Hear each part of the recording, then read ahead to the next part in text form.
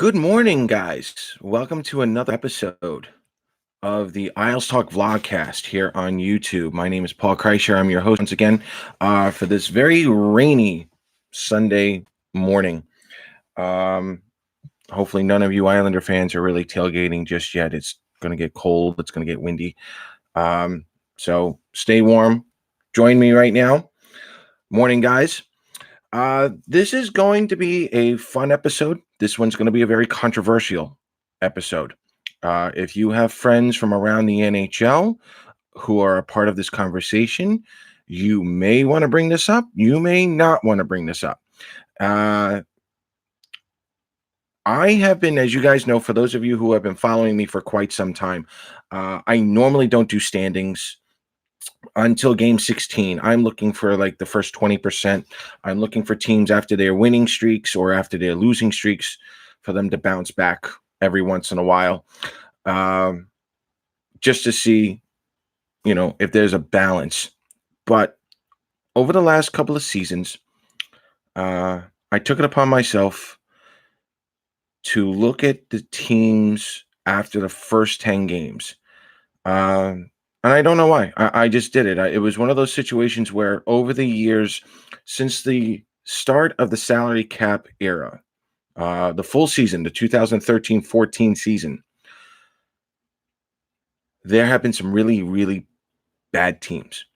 The Buffalo Sabres come to mind, the Los Angeles Kings, the Columbus Blue Jackets, when they got decimated by injuries. I think they started off like 0-9-1 or 0-10, and they were eliminated from the playoffs. And I think that may have been that Columbus season. I think that may have been John Tortorella's first season after he replaced that Columbus coach that I actually started doing this. And one of the things I wanted to find out was, could we start eliminating teams from playoff contention after 10 games? And as it turns out, yes, you can. You absolutely can. Some of these names that I'm going to be going over, they are like the Captain Obvious ones.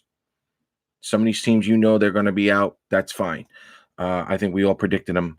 There's a couple in here, though. They're a little bit of a head scratcher.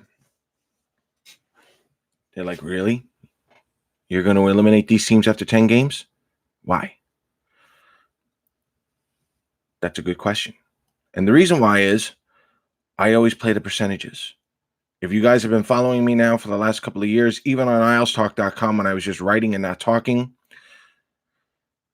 I have always played the percentages. I don't do the normal standings, the point standings like you guys see on NHL.com. To me, that's just not accurate enough.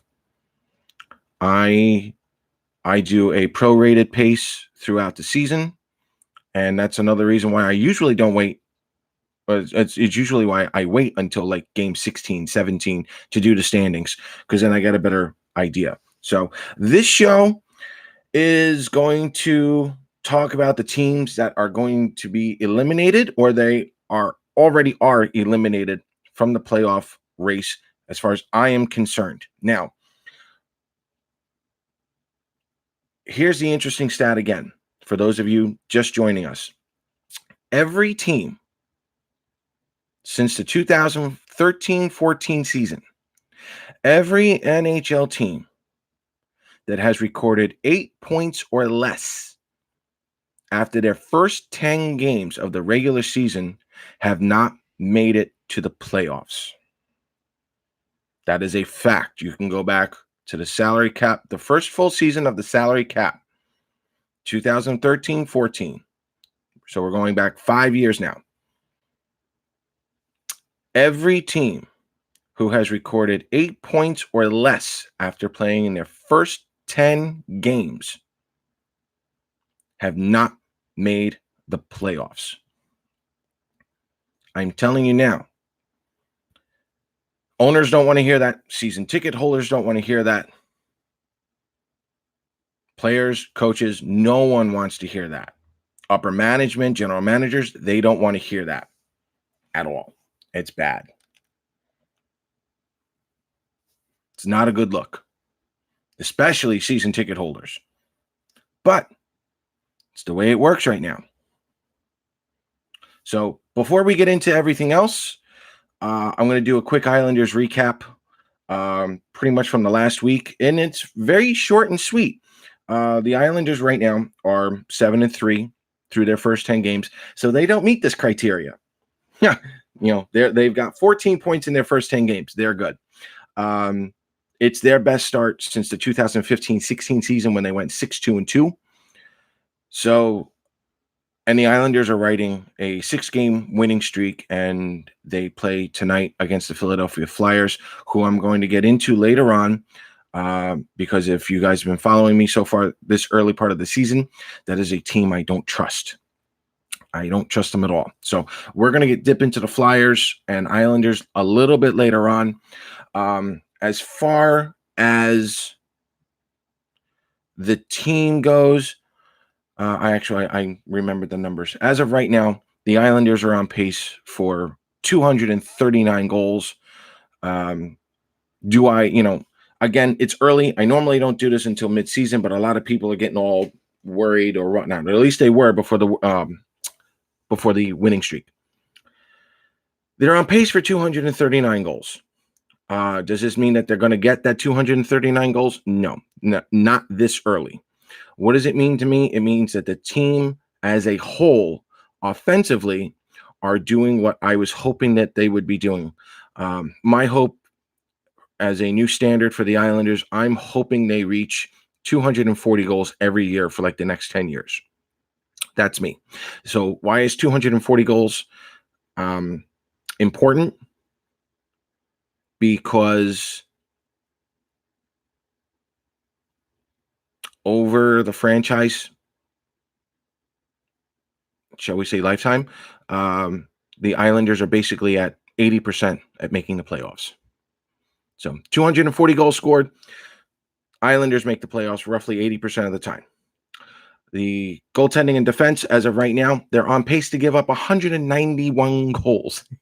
191 goals. Do I think the Islanders are going to do that? Maybe. But again, this is a 6-game winning streak. This is a 6-game winning streak. You don't know exactly what's going to happen. But again, when the Islanders give up 217 goals or less every year, or for all the years that they've done that, they've made the playoffs. They did it 7 times so far. All 7, they've made the playoffs. So the Islanders right now are just matching all of the numbers that I was been hoping for, that they come into. And again, it's a winning streak. So there's no point in me doing the standings for the Islanders right now. I'm just going to say ride the winning streak. The only thing I am going to bring up, and I brought this up in the last episode, was that I was worried about Derek Brassard and the defense. At the time last week, I believe I had said Ryan Pulock, Adam Pelech, Nick Leddy, Scott Mayfield, they only had 1 point before the Arizona game. And lo and behold, the next 2 games, Johnny Boychuk continues to be on fire. Nick Leddy comes out of nowhere, starts scoring 2 goals. Ryan Pulock had a point against Arizona, and I believe Scott Mayfield had a goal again in the Arizona game as well. So the Islanders defense, my main worry at the time with the lack of scoring, certainly squashed that, at least for a little while. So I think everything is good right now. Again, it's a winning streak. How long can the Islanders do this? We're going to talk about that towards the end of the show. So good start for the Islanders. Let's keep this going, hopefully. And we're going to talk about now.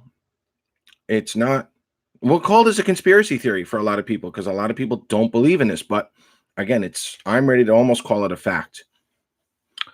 And this does affect the Islanders in many ways. And we're going to get into that towards the end of this part of the section here. I've already displayed all the details to you guys, so let's just get right into it. There are 2 teams at this point. There's actually 3 teams that are very, like a Captain Obvious moment for me to eliminate teams. It's very simple, guys. The Ottawa Senators, the Detroit Red Wings, and the Los Angeles Kings.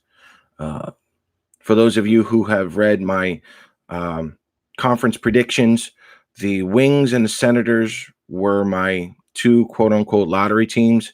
I felt that those two teams were the least likeliest teams to make it to the playoffs, and the Kings were my one lone lottery team in the Western Conference to make the playoffs. And lo and behold, they're already there at the 10-game mark. Again, not too surprised with Ottawa, not too surprised with LA. I am a little surprised with Detroit. I am. I thought Detroit really was going to be a little bit better. Again, I didn't have Detroit making the playoffs like a lot of other people didn't, but I didn't think Detroit was going to be this bad this early. And that's going to have a little bit of significance to it.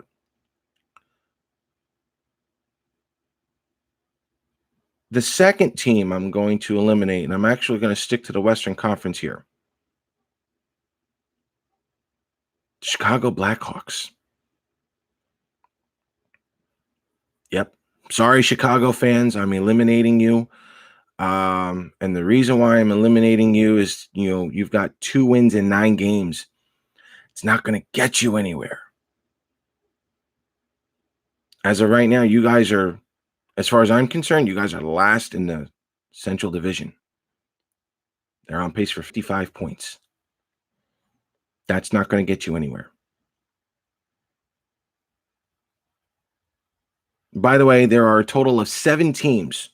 7 teams right now eliminated that I have eliminated so far from the playoffs. There could be an 8th team, and I'm going to get to them in a little bit, but they're still in it for now. We talked about the Wings. We've talked about the Senators. We've talked about the Hawks. What does this mean for the Hawks? Win as often as you can now.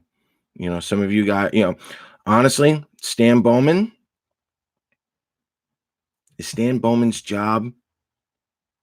Should he be on the hot seat? Maybe.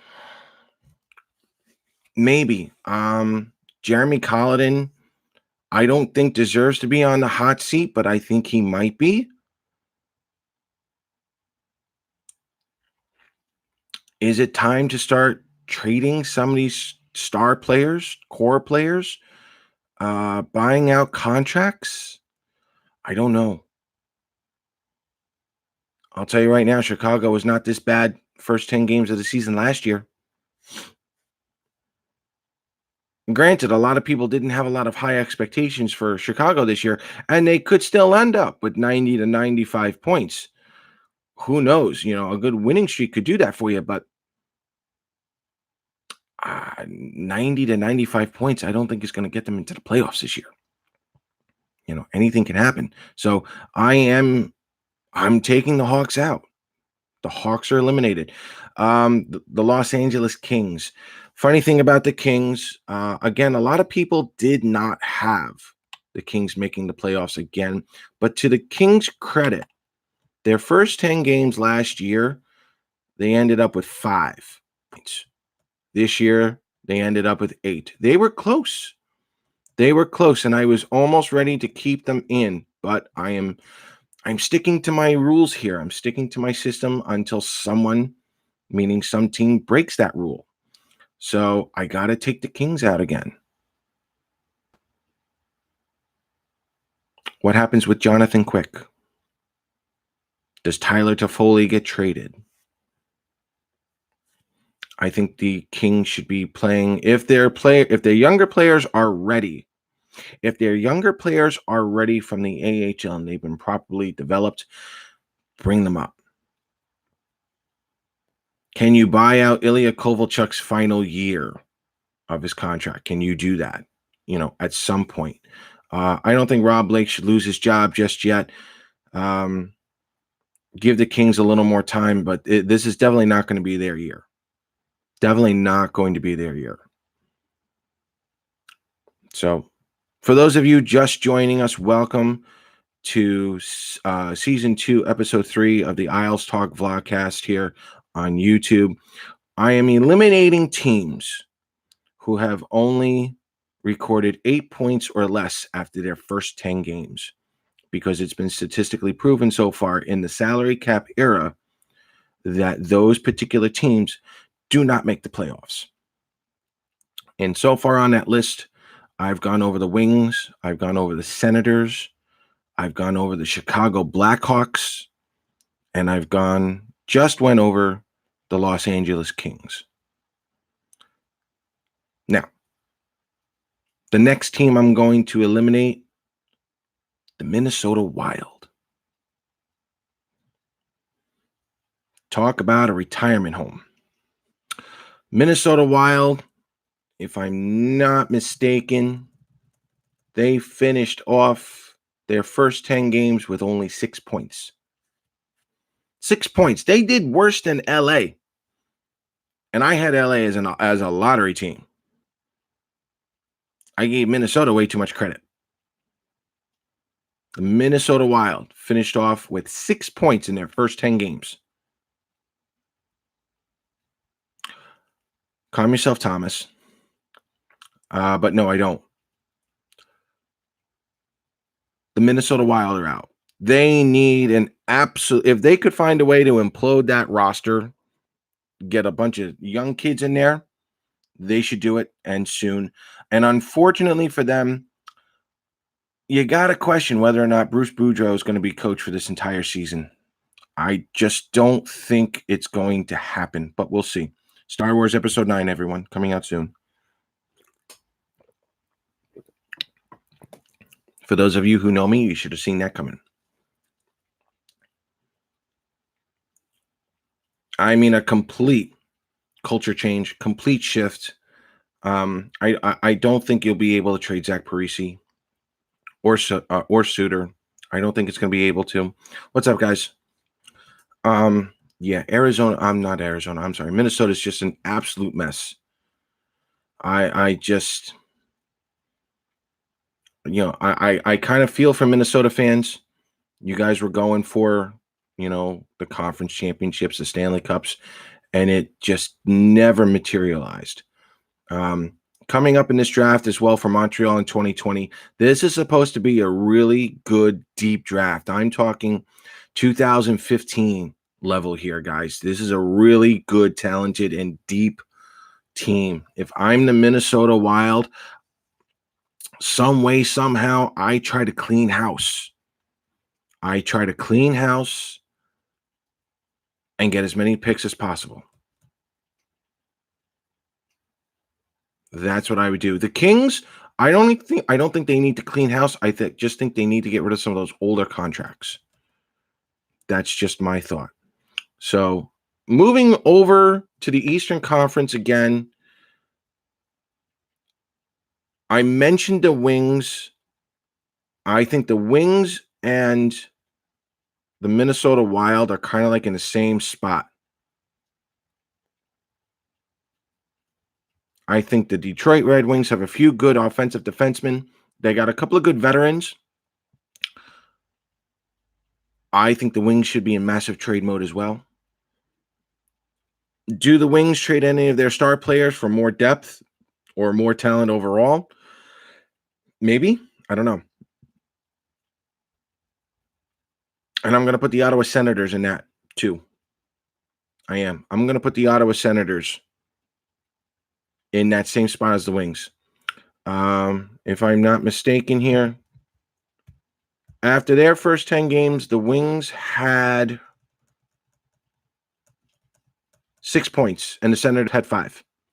Now, the Wings were eliminated last year after 10 games. So nothing really has changed with the Wings, but here is the situation. You got Steve Yzerman as your general manager now.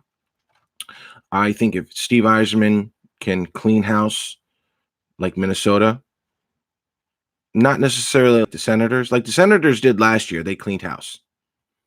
And they can get as many draft picks as possible. I think the Wings would be in a much better spot. I think Minnesota will be in a better spot.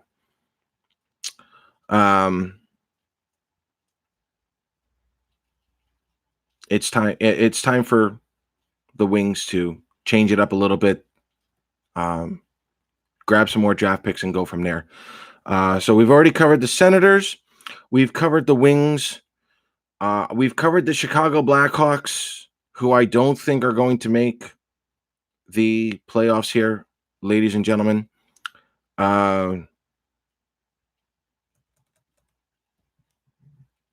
Here comes another one here. It's like I said, the Senators and the Wings and the Kings, you kind of saw coming. I think that was, these were the Captain Obvious moments.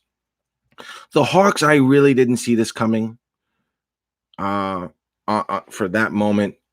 The Minnesota Wild, I was going to eliminate, just not this early either. But the next team I'm going to eliminate, and this is going to stink for a lot of you who had them to win the division or the conference, but the Dallas Stars. The Dallas Stars, I am eliminating from playoff contention. And the reason why I am eliminating the Dallas Stars was because they finished off with 5 points in their first 10 games. Let me reiterate that. 5 points in their first 10 games. They were below the Kings. They were below the Minnesota Wild. I have no clue what Dallas is going to try to do this year to get themselves into the playoffs. But I'll tell you right now, folks, 4 wins in their first 13 games is not going to get you into the playoffs. It doesn't. It's been statistically proven. 5 points in your first 10 games, you're not making the playoffs.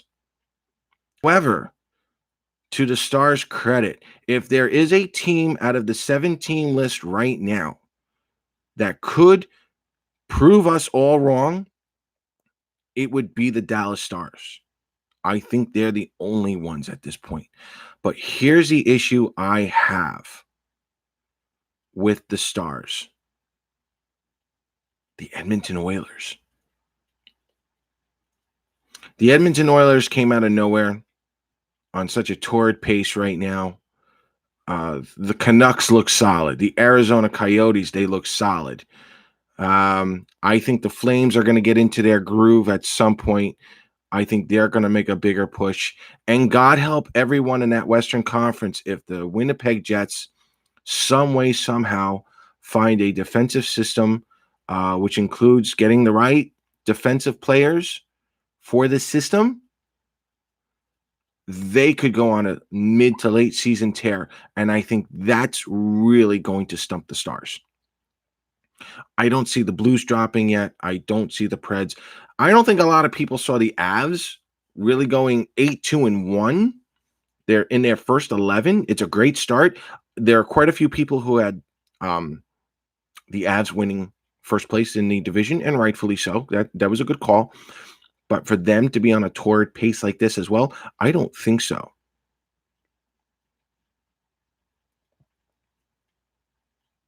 See, a lot of people knock Lucas Spiza. I don't knock him. I don't think he's as bad as people make him out to be. But that's just me. So yeah, the Dallas Stars. If the Dallas Stars start making some trade rumors, the speculations, this is why. This is why, folks. It's a bad start in the first 10 games, and people know it. They just don't like to publicize it. So, going down the list once again, I have 7 teams to eliminate so far. Could be an 8th, but we'll get into that in a minute.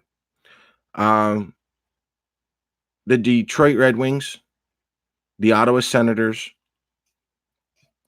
the Los Angeles Kings, the Chicago Blackhawks, the Minnesota Wild, and the Dallas Stars. Those are the six teams that I've covered so far. And we are now on to Team 7, and they are the New Jersey Devils.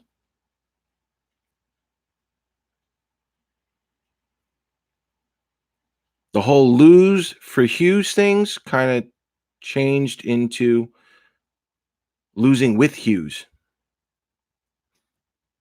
I don't know um, what else to say. John Hines should be on the hot seat. John Hines should be on the hot seat, despite getting that contract extension. Um, this is now going to be the popular trade rumor going around. This is going to be the popular topic. Is Taylor Hall going to re-sign with New Jersey? I think it's now going to be elevated even more, especially after the first 10 games. Taylor Hall is going to be the focus, and I don't know if the Devils are going to make a trade to try to prove to the team now. I don't think it would work. Do I see the Devils possibly trading Taylor Hall at the trade deadline? For now, it makes sense. I mean, if he's not going to sign a contract extension by then, because they're not making the playoffs. They're not making the playoffs. And there are two reasons why I'm not putting them in the playoffs. Number one, this whole 8 points in 10 game rule. That's number one. Number two, if you have read my Eastern Conference predictions, you'll see in my sophomore class the 4 teams: the Buffalo Sabres, the Columbus Blue Jackets, the New York Rangers, and the New Jersey Devils. Usually meaning now for like the last 2 or 3 years, one of those 4 teams in that sophomore category have made the playoffs. And right now, the Buffalo Sabres are absolutely ruining, destroying, mutilating any chance for the Devils to make the playoffs right now. Okay.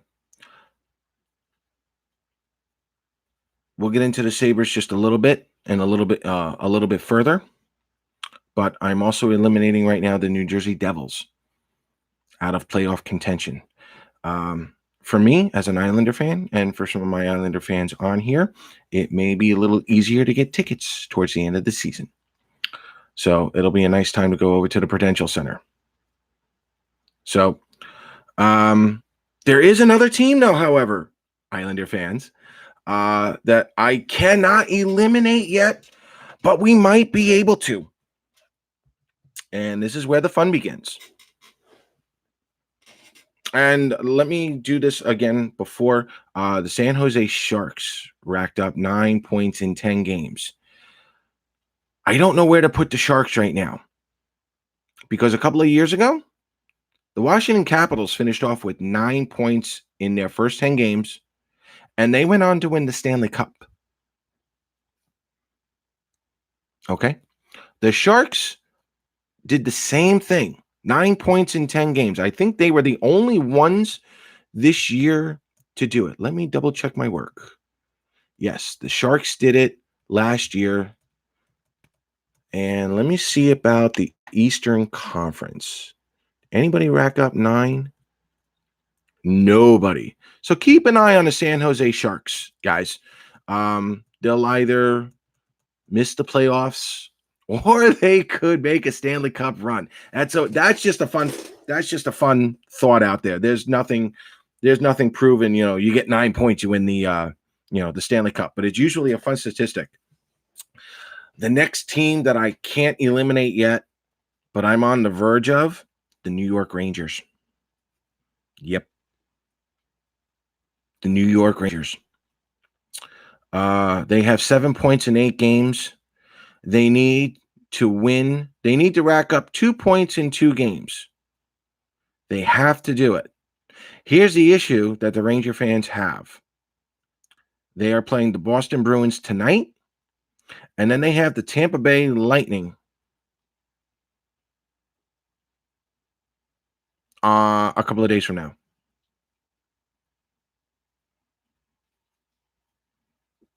Okay? They got to win. Rangers have to win. It's literally win or go home. What do you mean by KT? Kako? We'll get into him in a minute. Honestly, it won't matter. If the Rangers lose both games, or if they go 0-1, 0-1-1, who's going to care about Kako? The Rangers are going to be out. And again, they're going to fall under the same rules. 8 points or less in 10 games, and you got the Buffalo Sabres just destroying everybody at the moment. So, but as of right now, they're still in it. They are definitely behind the 8 ball. In terms of scheduling, it's a very slow schedule. Get themselves into a rhythm. I get that. It's a little bit of difficulty, trying to get into the season when you're really not playing a lot of games. So, yeah.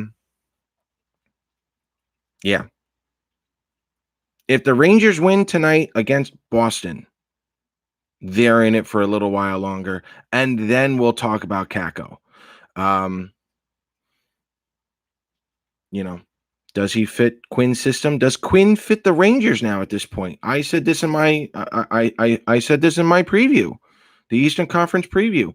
I believe the Rangers had someone like 7 players with under 80 games of experience. The last coach to actually take a team to a playoff spot like that was Babcock. And that was on the shoulders of Austin Matthews a few years ago when they racked up, I think it was 94 points. And they lost in the first round to the Washington Capitals. Quinn is not Mike Babcock. I just don't see it. I don't have the Rangers making the playoffs. Nothing. That 8-3 start, even if we'll get into the 8-3, we'll get into the Isles Philly preview. Anyone without those good starts means nothing. That's why I don't cover it. Look at the Tampa Bay Lightning. Look at the President's Trophy winners.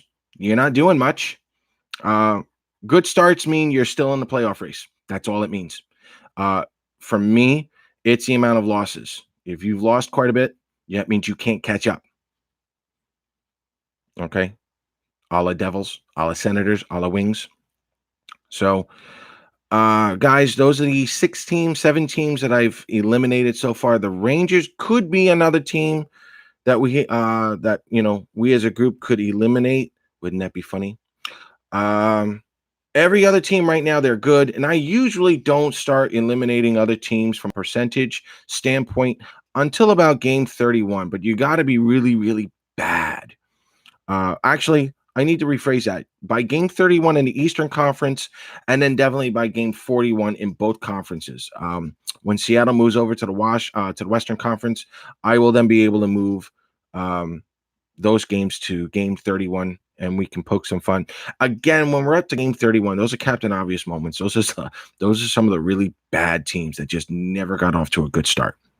So, the teams that I'm eliminating, what does it mean for the Islanders? Well, first off, for those of you who thought that the division was going to get a little bit tougher and that the Islanders needed to get a forward just to compete with the division, those people are not looking good right now. They're not. They're not. Philadelphia has certainly had a better start.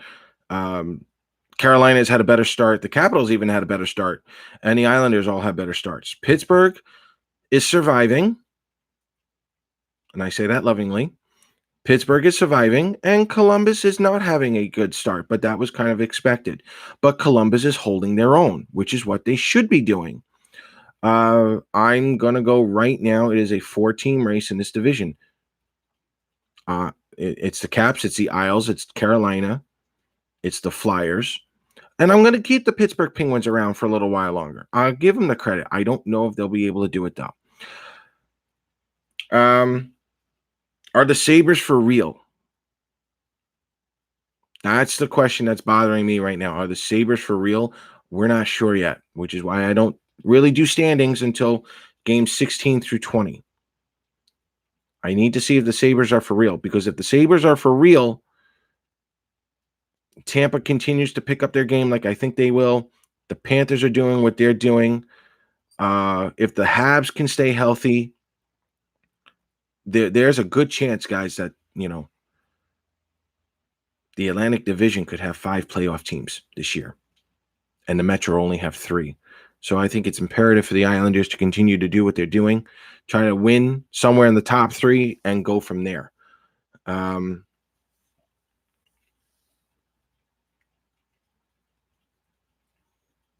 Yeah, the Caps are doing great. The Flyers are, for those of you who saw me last year, Carolina was my team that I did not trust, and look what happened. This year, it's the Flyers, and I don't trust them either.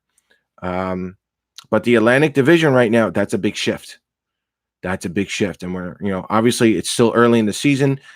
I don't tend to look too close to the standings just yet, but now it has me thinking, number one, is the Atlantic Division going to have 5 teams in the playoffs? And number 2, who's going to be that team that gets eliminated?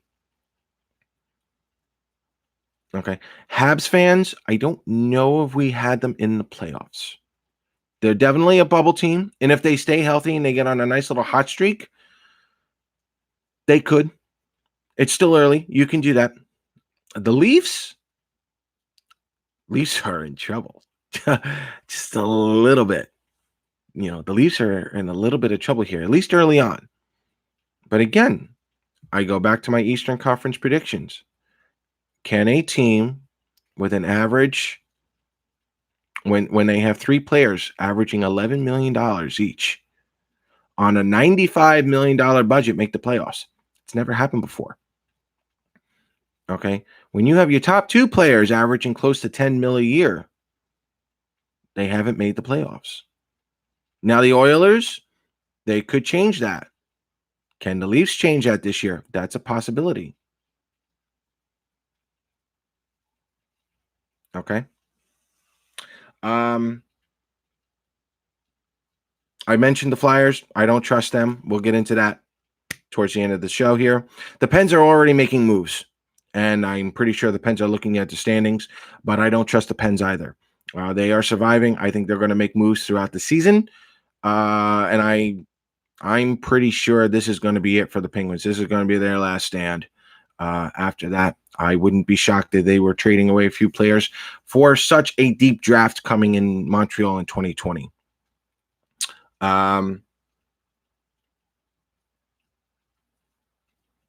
Panthers over the Leafs. I just talked about that. The Leafs are a little, we'll see about the Leafs, but I like what the Panthers are doing so far. And the Habs, if they can stay healthy, we'll see what happens. So I think for right now, I think the Islanders should try to strive to make it into the top 3. Thomas Boyle's already coming out with Martin and Kuhnhackl out 4 to 6 weeks. That's okay. That's okay. We have Ross Johnson. That's fine. That means Michael Dal Cole's going to get more time as well. Sure. That's fine. Play the younger kids now. If you got younger kids and they're ready, and it's because of injuries, you play them. That's fine. I'm okay with that. I don't want to see, Martin and Kuhnhackl injured, of course. Don't get me wrong. That's not where I'm going with this. But from a team, there's enough depth. There is enough depth on this team to make it all the way here. So, all right, quick water cooler talk. We got about 20 minutes left on the show here. After we do a little water cooler talk, and in this section, folks, we talk about rumors, injuries, any questions, comments you guys have, fire away.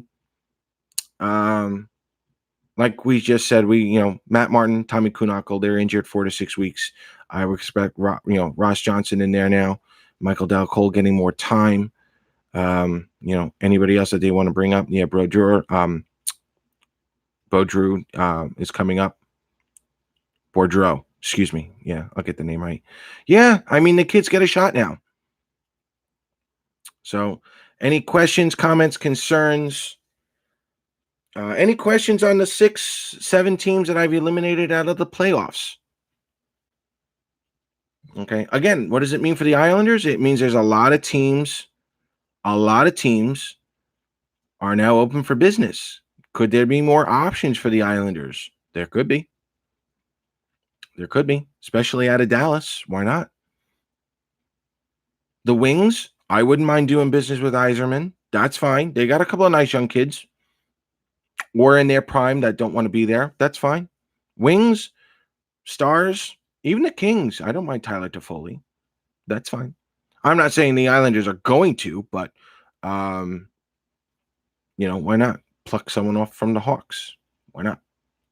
What do I think for Oliver Wahlstrom? Um, I'm still holding to the idea that when Jordan Eberle comes back, Oliver Wahlstrom is going to be sent back down. I do. Wahlstrom came up to replace Jordan Eberle, and through the first 5 games I think he's played, he really hasn't just yet. I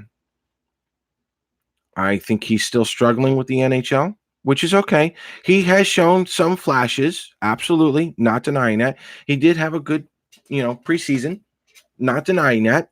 But do I think he's completely ready? I don't think so. I think he's played okay. Who knows? Maybe if he gets a goal or two, maybe that dries up his confidence. Maybe that'll change things. Yeah, Bridgeport's under a learning curve.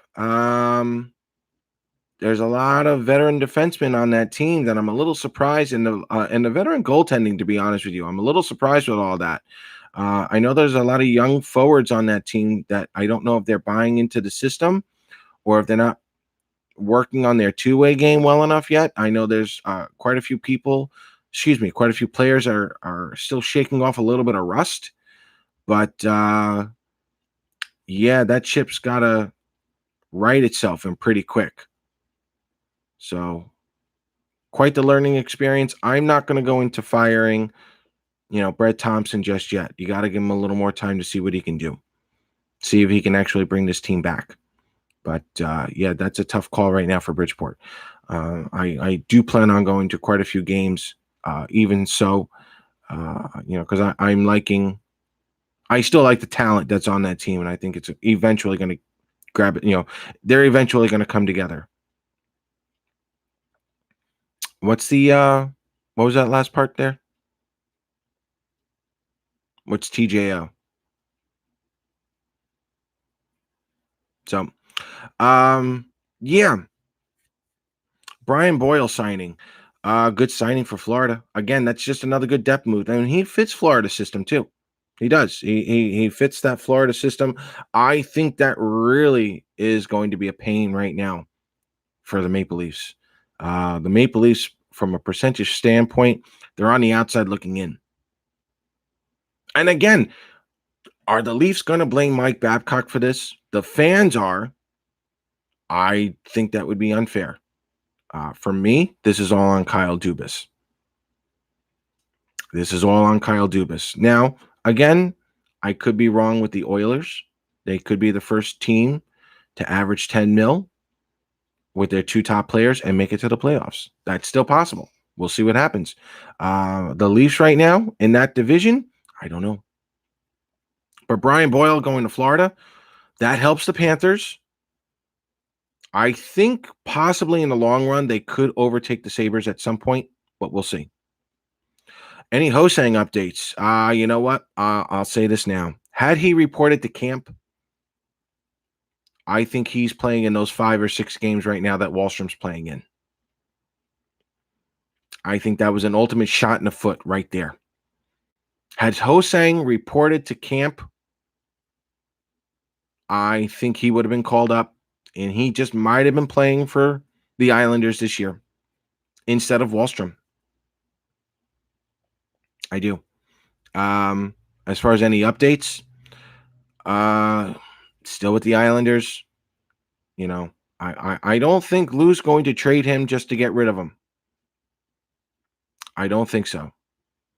I think Lou is going to find whatever he can find, in terms of the best deal or what he feels is the best deal, and then he'll make that trade.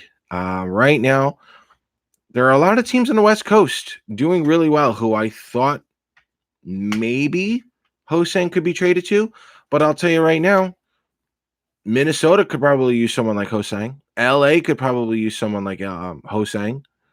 The Sens could. Some of these teams that are already out, why not take a flyer on Hosang? See what he can do. That's my point. He would have done that already. So the honest answer is I don't know. I don't know. But again, with some of these teams now out of the playoffs this early, why not take a flyer on them? Why not? You never know. So listen, we're down to the last 15 minutes here of the show. Islanders preview. Yes, the Islanders are on a 6-game winning streak. Yes, the Islanders must win this game against Philadelphia. Forget the streak. I hope, I've been saying this very early on this season.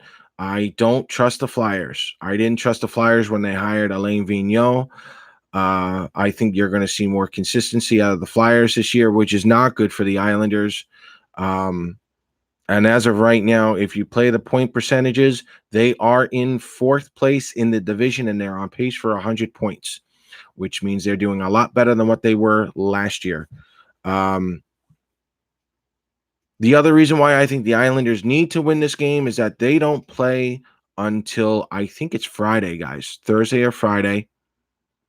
And they play the Tampa Bay Lightning, and then they go up to Buffalo, I believe, on Saturday. And I think it's a back-to-back. I'm not entirely sure. But the next 2 games, after about 4 days of rest, are the Tampa Bay Lightning and the Buffalo Sabres. Okay, those are 2 tough teams. So if you're the Islanders at home against a team I don't trust, I really think the Islanders need this must win. They absolutely do it. Streak aside, put the streak aside. Don't worry about that. If they continue to do it, great, that's fine. But this is a game I definitely will be watching tonight with great interest because I don't think the Flyers are going anywhere anytime soon. They're just that team I don't trust. And even if the Islanders if the Islanders win, if Philadelphia is in it for the entire time, that's just going to bother me for the rest of the season because I do think the Flyers will be making trades during the season, and I think they're going to try to pull a Pittsburgh. Make a couple of trades here and there. Same thing with Carolina, what they did last year, and I think they're going to be looking for a long playoff push. All right, so it's Tampa Friday at the barn. I don't trust Tampa either. I think Tampa's just getting hot. And then they're in Buffalo on Saturday. So for my friends who are in the Drive for Five New York Islanders group, enjoy your trip to Buffalo on Saturday. That's going to be a lot of fun. I'm actually going on my own little drive here. I'm going down to Florida this coming week. I haven't really taken a vacation in about 2 or 3 years, so I'm a little overdue. I will probably during the week come out with some old shows like the best of from season 1, and I'm going to put them on YouTube. And I'm going to probably come out with another show. I'd like to start to consistently do a show now on Wednesdays, Wednesday nights, as long as there's no game. But the next week and a half off, I'm going to continue to work on Isles Talk YouTube here very, very slowly, but I'm going to enjoy the warm weather and my week off. So it's been fun here, guys. Any other questions, comments, or concerns? Take care of Philly. Make it a close game against Tampa. And you know what? After a week of hockey, let's see where the Buffalo Sabres are. Maybe after coming up, maybe they drop a little bit. Maybe the Islanders are taking advantage of a slow start or, the rebound effect from the Buffalo Sabres. So we'll see what happens. But using 7 men and 7 D-man in Ottawa, your thoughts on that? To be honest with you, that was kind of like, I don't want to say it's practice for the D-men, but when you lose like Matt Martin and Tommy Kuhnhackl now, who are out 4 to 6 weeks, I think that's good practice right now for the Islanders, playing 7 defensemen. Noah Dobson instead of Tommy Kuhnhackl. Okay. Noah Dobson instead of Matt Martin. Okay. I can go along with that. To be honest with you, Thomas Hickey as a forward, I wouldn't mind that at all. Thomas Hickey in for, Kuhnhackl. Why not? There's enough depth there. And honestly, I know Trotz likes to use 6, but Johnny Boychuk's 36 years old. He's getting up there. I have no problem with Noah Dobson coming in. Fritz, sure. Yeah, third line role. Why not? Although that's looking awfully young with, shall we say, Dal Cole, Bardot, and Fritz. That would be an awesome little Bridgeport line. That'd be a fast line, though. Oh, Lord. And that's definitely got some sandpaper to it. So, yeah, I'm all for it. Again, for me, there's enough depth on this team. There's enough depth on this team where, again, I'm not worried. I'm not worried. And you know what? Even with the start that they had, they're 7-3. They could go 8-3 tonight. There's enough buffer there that this team can survive for at least the next 20 to 30 games. So, you don't really necessarily make the playoffs in October, but you can certainly be out of the playoffs after 10 games in October. So, yeah, lots of depth. I'm not really worried about it at all. So, any other questions, comments, and concerns? If not, I will see you guys in about a week and a half, next Wednesday or so at 7. And if there's a game, I'll reschedule it. But look for another Isles Talk new episode, come next Wednesday around 7 p.m. So from a very rainy Sunday here in PA, let's go Islanders. Last question. Play of Beauvillier so far. Love it. Love it. He's on pace for top 6 forward right now. He's on pace for top 6 forward. I think he's finally getting it. And he's making plays without the puck as well. Yeah, there's a lot to like what he's doing. And there's a big reason why, the Islanders are on a winning streak. He's one of them. So, absolutely. Look at the Blues last year. All right, here's the one thing I forgot to bring up. A couple of people have already brought this up to me before. The Blues were in last place, but they made it to the Stanley Cup. Okay, that's incorrect. Just because you're in last place in the toughest division does not mean you're out of the playoffs. It doesn't. In this case, for the Ottawa Senators, yes. And the Detroit Red Wings, yes. Okay. The St. Louis Blues were never out of playoff contention. Never. Chicago Blackhawks were, believe it or not, from a percentage standpoint. From a percentage standpoint, the Chicago Blackhawks were. The St. Louis Blues were never out of contention. They were on that fine line, but they were never out. Just because you're in last place does not mean you can't do it. All depends on how you do on those first 10 games. So I never had the Blues out. So I know a lot of people like using that, inspiration last, worst to first. They were never out of playoff contention. And you have to remember something. The reason why I bring that up is because the wild cards are based off the conference.